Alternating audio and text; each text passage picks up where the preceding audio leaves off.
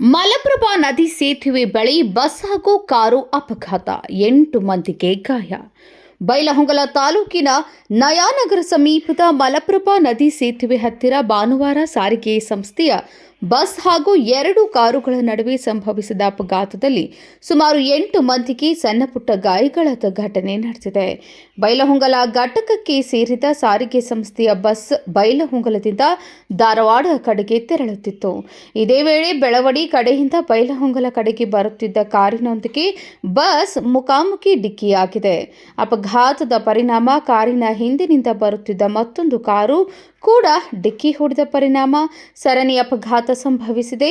ಅಪಘಾತದಲ್ಲಿ ಕಾರಿನಲ್ಲಿದ್ದ ಸುಮಾರು 8 ಜನರಿಗೆ ಸಣ್ಣಪುಟ್ಟ ಗಾಯಗಳಾಗಿದ್ದು, ಗಾಯಾಳುಗಳನ್ನು ತಕ್ಷಣ ಬೈಲಹೊಂಗಲ ಸಾರ್ವಜನಿಕ ಆಸ್ಪತ್ರೆಗೆ ದಾಖಲಿಸಿ ಚಿಕಿತ್ಸೆ ನೀಡಲಾಗಿದೆ.